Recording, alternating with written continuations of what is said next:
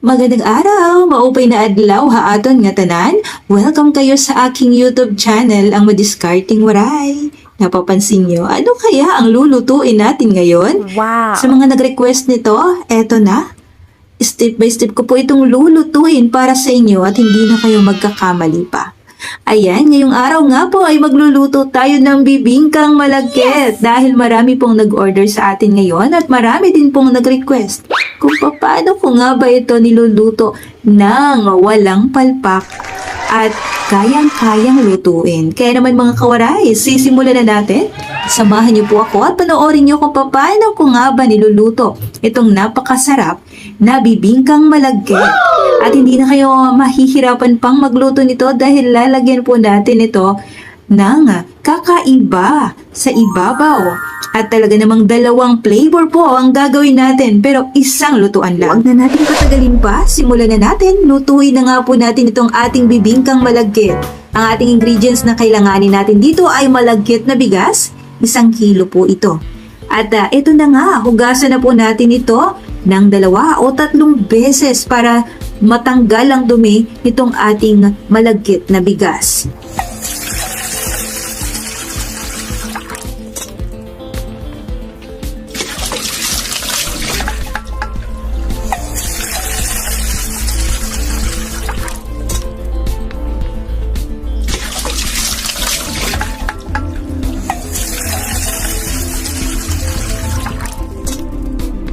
At dahil nga nahugasan na natin, maglalagay na po tayo dito ng ating pangalawang gata. 6 cups po ang inilagay ko dito at ang ating evaporated milk 370 ml at ilagay na din po natin dito ang ating sugar. Dito nga gumamit lang ako ng 2 cups dahil ayoko ng matamis kaya naman 2 cups ay sakto na po ang lasa niya. At pagka mailagay na po natin dito ang ating sugar, dito ay ilalagay na po natin ang ating langka. Pero kung ayaw nyo ng langka ay optional lang yon. At isalang na nga po natin kapag mahalo na natin ito, isalang na natin sa mahinang apoy at hayaan natin kumulo. Once na kumulo na ito, tsaka po natin itong haluin. I-mix ulit natin ito para maiwasan dito ang pagkatutong ng ilalim. Maiwasan natin dito na masunog ang ilalim ng ating malagkit. Dahil nga po malagkit ito, kaya kailangan ay haluin natin. At isa pa sa aking advice sa inyo, kapag niluluto nyo ito, ay kailangan mahina lang ang apoy para hindi po mabigla ang pagkaluto at matutong ang ilalim. Sa pagluto nga ng ating malagkit na bigas ay napakadali lang. Para ka lang nagsasaing. Hindi na natin pahihirapan pang ating mga sarili. At lalong-lalo na kapag may rice cooker ka sa bahay ninyo, pagsamahin mo lang ang mga ingredients, may malagkit ka na. Diba? Napakasimple lang. Sa pagluto talaga ng malagkit na ito ay hindi na talaga tayo mahihirapan pa.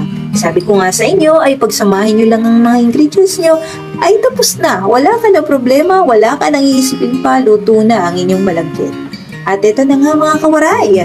Paininan muna natin ito at habang pinaiinan natin ay gawin muna natin ang ating dahon ng saging, yung ating pangsapin ng ating malagkit o bibingkang malagkit para mas attractive din po ito sa ating mga customer. Yan kasi ang ilalagay natin sa ating pangsapin na itong ating. At pagkatapos nga nating idarang ang ating dahon ng saging na pangsapin para sa ating bibingka, ay maggagawa naman na tayo ng ating latik. Sa ating latik mga kawaray ay kakailanganin lang po natin dito ng 1 cup ng ating kakanggata. Sakto na po ito sa ating latik. At ang sasabihin ko lang sa inyo kapag maggagata kayo dito ay yung puro. Huwag niyo pong hahaluan ito ng tubig dahil hindi po siya panglatik. Kailangan ay purong gata lang talaga yung pipigaan nyo ang inyong nyug. Or kung mas maganda, yung piga na po ang bilhin nyo. So napakadali lang lutuin itong ating latik. Napaka-simple lang. Ang gagawin nyo nga lang dito ay haluin nyo lang ng haluin at ito nga ang aking video na ito ay hindi na po ako nag-cut at pinadali ko lang para makita ng mga bago kung paano magluto nitong ating latik. So ito na nga, medyo natatagalan tayo sa pag-upload ng ating mga recipes dahil wala na nga taga-video. Ang aking taga-video kasi at ang taga-hawak ng ating ring light ay pumapasok na sa school. So ito nga ay dahil Sabado, nung sinot namin ito, ang ginawa namin ito, kaya nakagawa tayo ng recipe at napagbigyan natin ng isa sa ating mga customer at ang ating nag-request nitong ating recipe ngayon. So ito na nga mga kawaray, ganito lang yan. Huwag na natin pakatagalin pa dahil baka masunog nga ito. At pagkatapos na nga natin gawin ang ating latik, ngayon naman yung ating toppings na minatamis na latik. So ngayon kailangan lang po natin dito ng 1.5 cup at purong gata ulit ito mga kawaray. Huwag kayong maglalagay ng tubig. At once na kumulo na ito, at saka naman po natin ilalagay dito ang ating sugar. Uulitin ko, kapag maglagay tayo ng ating asukal, kailangan kumukulo na nga itong ating gata. So kapag kumukulo na at medyo malapot na, ngayon ay ilalagay na natin dito ng ating brown sugar, 1/2 cup and 3 tablespoons. Saktong-sakto lang po ito. Huwag magdadagdag ng asukal, huwag magbabawas ng asukal dahil hindi po mapiperfect itong ating minatamis na latik. Ang mangyayari kasi kapag masobrahan ng asukal, ang ating latik dito ay titigas na parang magiging candy po siya. Maraming nagtatanong na sinasabi nila na, Ate Jazz, bakit kaya ganito ang aming latik na minatamis? Bakit nagiging matigas? At pagkatapos naman ay lumulubog sa ilalim ang ating sauce. So ganito, ang una ay bakit matigas? Ang ibig sabihin lang noon ay nasobrahan po kayo ng inyong asukal. Dapat ay sakto lang ang asukal nyo. At ang pangalawang tanong, bakit lumulubog ang sauce? Ang ibig sabihin ay hindi pa po luto ang inyong sauce. Minadali nyo sa pagluto or nilagyan nyo po ito ng tubig. So ganito lang ang tamang pagluluto nito. Dapat ay malapot na, makikita nyo na pag iangat nyo ito ay sa tingin nyo ay hindi na siya lulubog pa para sa ating malagkit. Makikita nyo talaga na parang sticky na po siya. Kahit na sticky na siya, ay hindi po talaga siya titigas na parang candy. Dahil sakto lang po ang ating asukal para sa ating gata. So, ganyan lang mga kawaray. Ganito lang ang tamang texture niya, ang tamang pagluluto ng ating latik sa ibabaw. At ito ay hanguin na natin, wag po nating patagalin ito dahil baka masunog nga ang ating latik sa ibabaw. So, ganyan na po siya. At pagkatapos nga natin itong maluto, ay ipiprepare na natin ang ating mga lagayan. Dito nga ay gumamit nga po ako ng baking pan. Dito ay 9x3 dahil nga po ito ay i-oven ko pa. Papaitin ko pa sa ibabaw itong ating latik. Pero optional lang yun mga kawaray ha. Pwedeng hindi nyo na po ko gayahin, pwedeng hindi nyo na po ito i-oven dahil ganun naman talaga ang lasa. Ang akin lang talaga ay gusto ko yung medyo mapait-pait sa ibabaw. Pero, hindi na po kailangan pang i-oven ito. Kahit hindi nyo na po i-oven, ay sakto na po ito. Sa akin nga lang, ay gusto ko lang talaga siyang i-oven dahil may nag-request na medyo paitan ko sa ibabaw. So ganito lang mga kawaray, napapansin nyo na 'di ba? Napaka-smooth niya lang. Hindi na po siya lumulubog pa sa ating latik or hindi na po lumulubog ang ating latik sa ating malagkit, 'di ba? Nasa ibabaw lang talaga siya at hindi po siya matigas na parang candy. Napapansin nyo, yan ay okay na po. At kahit hindi nyo na po yan i-oven, ay okay na po. So, yung natira mga kawaray, ay maglalagay na po tayo dito ng ating pang flavor, which is yung ating ubi flavor. Pero depende na din sa inyo kung ubi flavor din ba ang gagawin nyo. Kung marami, iba't ibang flavor ang mayroon tayo. Ang buko pandan, yan pwede din po yan. Pero ang mas better talaga na pang mix natin para sa ating malagkit ay ubi flavor. So, ganyan lang. Hindi na natin kailangan pa pang dalawang pagluluto. Ganito lang, pinaghati ko lang sila. Ang natira, yun yung lalagyan natin ng ating flavor. Okay naman. Wala namang problema. Ang lasa ay ganun pa din. Napakadali lang ang technique na pagluluto nito mga kawaray. So, yun. Pagkatapos nga, ay ilalagay na din natin ito sa ating mga baking pan para maging circle siya. At para nga paghatiin natin mamaya. So, ganyan lang. At dito na nga po natin ilalagay ang ating latik na naunang lutuin. So, hindi natin ito lalagyan ng minatamis sa ibabaw. Pero, masarap pa rin po siya kahit konti lang asukal na inilagay natin ito kanina.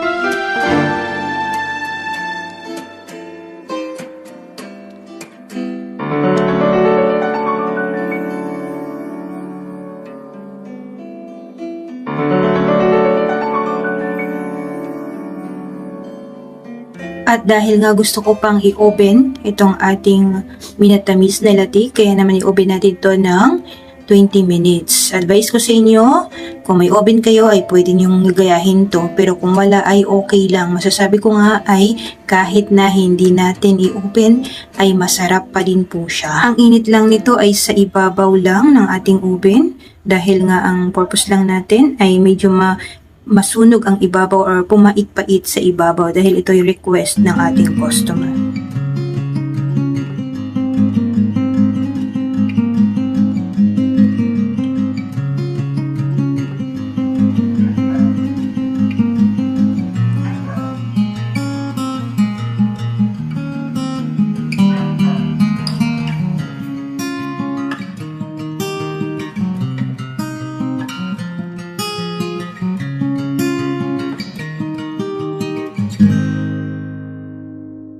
At eto na nga mga kawaray, inilagay na nga po natin ito sa ating maliit na bilao. Dalawa po ang bilao ang pwede nating maluto dito. At ito nga yung isang ating bilao ay order po ito, at yung isa ay pangkain lang namin. Kaya naman masasabi ko mga kawaray, gawin nyo na po ito. Napakabilis lang lutuin. At depende na rin sa inyo kung lulutuin nyo pa sa oven ang ibabaw nyo, at pwede rin naman po ang hindi na. At dahil ganun lang din po ang lasa, walang pinagkaiba, I suggest na huwag nyo na pong i-oven. Sa akin lang talaga ay may nag-request. Ayan mga kawaray, sa gusto yung hiramin ng aking mga picture na pwedeng ipang post sa inyong mga FB, ay hanapin nyo po ang aking Facebook, Hasmin Cabigues, para magamit nyo po ito at pwede nyo pong ipa-order, lalong-lalo na po ngayong parating na ang Kapaskuhan. At alam ko na marami ang mag-order na po sa atin ito, lalo na kapag kakakanin. The best itong ating kakanin. Kaya naman, gawin nyo na po ito mga kawaray. Hanggang sa susunod, at sana ay nagustuhan nyo po itong aking recipe ngayon. At syempre, pagkatapos nating lutuin ito, mayroon talaga akong taga-tikim at hindi talaga siya mawawala. Welcome natin si Caitlin kung talagang masarap nga ba itong ating recipe. Ngayon po ay titikim tayo ng masarap na kakanin. Pero hindi lang po siya ordinaryong kakanin. Ito po ay espesyal. May dalawa po itong flavor. Ang una po, ito po ay ating latik na minatamis. Ito naman po ay ang ating ube with langka sa taas. Nay, ano nga po ulit tawag dito? Iyan ay latik. Latik? Mas masarap po ito mga kawaray kapag may latik. At syempre, pag meron itong langka, mas matamis. Ngayon naman po ay titikman na po muna natin ang aking paborito, ang ube with langka. Ang sarap niya po kasi.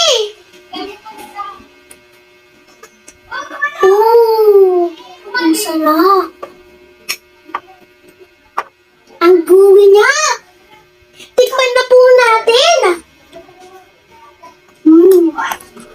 Tamang-tama po yung tamis niya. Tapos, gooey pa yung texture niya. Pero, masarap. Ano nga bang gooey? Gooey? Malakit. Yan ba yun? Masarap niya. Siyempre, huwag natin kakalimutan ang aking paborito. Ang aking paborito ay langka. Guys, mas masarap po siya kapag may langka. Pero, mas masarap pa rin ang ating malakit na ube. Nay, gusto na po ba? Mamaya na. Kayo po mga kawaray, gusto niyo po ba tumikim? Ano naman pong sunod natin titikman, Nay? Wala ka nang titikman. Sabi mo na hanggang dito na lang mga kawaray, at sana matutunan yung lutuin itong recipe ni nanay. Hanggang dito na lang po tayo mga kawaray. Kasi gusto ko na po talaga itong kainin. Hindi na ako makapagsalita sa sarap. Sana po ay may matutunan po kayo sa vlog ni nanay. Hanggang dito na lang po. Bye-bye! Sarap? Wow! Dahan naman, Caitlin. Ang sarap eh. At shoutout na po natin ang lahat ng mga nanonood sa ating YouTube channel. Unahin po natin si Ma'am Maria Risa Valderas. Marami na ako natutunan sa luto ni Madam Jasmine. God bless. Ayan, shoutout po sa inyo Ma'am Maria Lisa Valderas. At hindi natin pahuhuling i-shoutout si Ma'am Lily Marmol. Hello, baby girl. Patikim naman ang yummy. Ang galing talaga ni Miss Jess paggaling sa kakanin. Madiscarding waray. Hi, Ma'am Lily Marmol. Shoutout po sa inyo. Salamat sa panunood nyo palagi sa... Shoutout din po natin si Ma'am Russell Dalungo. Ayan, sabi niya, thank you for technique madiscarding nanay. Oh, Ma'am, madiscarding waray po ito. Thank you po sa panunood niyo po sa akin. At shoutout din po natin si Ma'am Lily Marmol. Happy Sunday morning, Miss Jazz, at sa family mo. Sarap naman, almusal spaghetti. Thank you for sharing. Gawin ko nga yan. God bless. Ayan, thank you ulit Ma'am Lily Marmol sa walang sawang panonood at pag-comment niyo sa aking YouTube channel. Thank you po talaga. At si Ranel Dalungoy, shoutout po sa inyo. Ako po si Madiscarding Waray. Ayan, shoutout po natin si Lorinas Ganap. Hello po, sapal po ba yung niyog or may gata? Parang dry po siya tingnan. Ma'am, yan po ay yung may gata. Ayoko ng sapal kasi walang lasa. At shoutout din po natin si Harel Lancibulos. Ang sabi niya, magkano po per piece ang benta ng donut? Ayan ma'am, dito ay binibenta ko po siya ng 10 pieces, 60 pesos. Yan po ang aking bintahan. Depende na lang po sa inyo kung magkano ang nagastos nyo. At i-shoutout din po natin si Ma'am Maria Elizabeth Deras, another idea how low budget spaghetti and yet masarap. Thank you ma'am for keep on sharing your ideas at pwede gawing negosyo. God bless. Ayan, thank you ma'am Maria Liza Valderas. Shoutout po sa inyo. At shoutout din po natin si Ma'am Florita Idaga. Hi Ma'am Florita Idaga. Shoutout po sa inyo. Ang sabi niya, hello po, cute talaga ni Caitlin mo. Busog talaga. Ayan, shoutout po sa inyo. At shoutout din po natin si Ma'am Susan Varneja. Ang sabi niya, ma, magkano naman ang benta mo ng isang bila? Oh, shoutout po ulit natin si Susan Varneja. Ang sabi niya, ma, magkano naman ang benta mo ng isang bila? Oh, ay ano kaya itong kanyang tinatanong? Shoutout po sa inyo ma'am. Thank you po sa panonood at pag-comment nyo sa aking YouTube channel. At i-shoutout po natin si user. Ang sabi niya, thank you for sharing. You're welcome ma'am. Thank you po at nag-comment kayo sa aking YouTube channel. At i-shoutout din po natin si Azocino Lopez. Shoutout po sa inyo. Magkano po ang isa sa donut kung benta ang isa-isa? Salamat. Mama, ang bentahan ko po kasi dyan ay per 10 pieces to 60 pesos. Depende na lang kung magkano po ang inyong ginastos. At i-shoutout din po natin si Ma'am Frisito Labing. Hi Ma'am Frisito Labing. Shoutout po sa inyo. Hello Ate Jazz. Wow, ang sarap naman ng almusal spaghetti ni Caitlin. Have a blessed Sunday. Ayan, shoutout po sa inyo. Si Jan Variel Fifano. Napakasarap ang sabi niya. Ayan, shoutout po sa inyong lahat. Salamat sa walang sawang panunod pag-comment nyo sa aking YouTube channel. At i-shoutout din po natin si Marisa Bombales. Ayan, shoutout po sa inyo. Wow, ang sarap. God bless.